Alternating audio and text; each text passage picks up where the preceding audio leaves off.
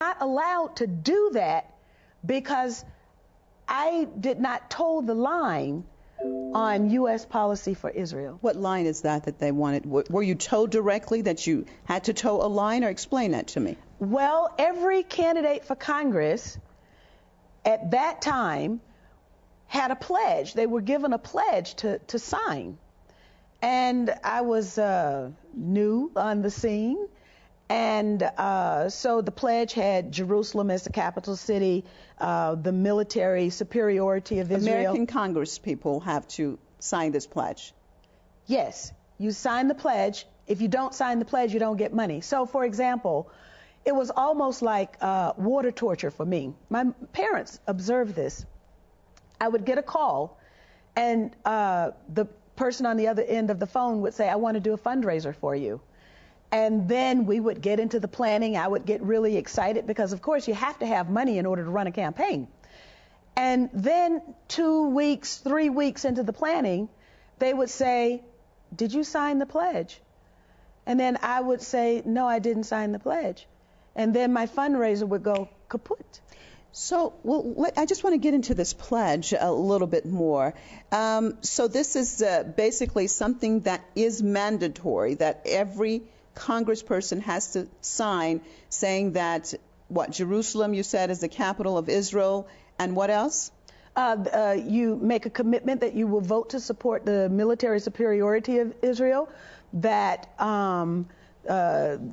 the economic assistance that Israel wants, that you would vote to provide that. This isn't a question for the Congress people serving, that they are representing, or they're supposed to be representing, the people of the United States, not a foreign country, and yet they have to pledge allegiance to a foreign state. That's what no one questions this. That's what I was asked to do. And I made it public. This probably nobody had said anything about it, but I made it public, and then, the excuse was, well, those were just overzealous advocates for Israel.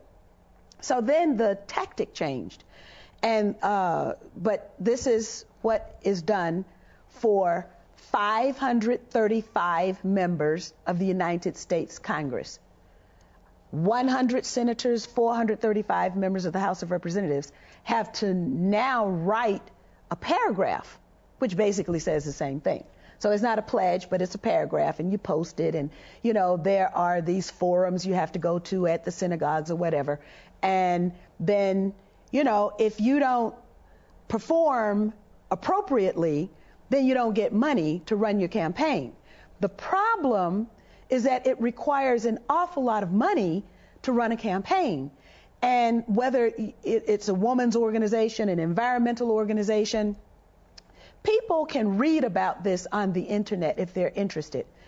If you go to thomas.loc.gov, that is the official United States Congress website. And if you put in the name Gus Savage, because Gus Savage was a black member of Congress who was targeted by the pro-Israel lobby. And he had the foresight to use his position as an incumbent in the House of Representatives to put his experience on the congressional record. For the entire existence of the United States Congress now, people will be able to access his experience. And what he wrote was that it was the Garden Club of New Jersey that gave his opponent $5,000. But it wasn't really the Garden Club of New Jersey. It was the activists who were associated with AIPAC, the American Israel Public Affairs Committee. Wow. Unbelievable. But we're almost out of time, so I just want to get into a little bit of your personal experience now and what you're planning.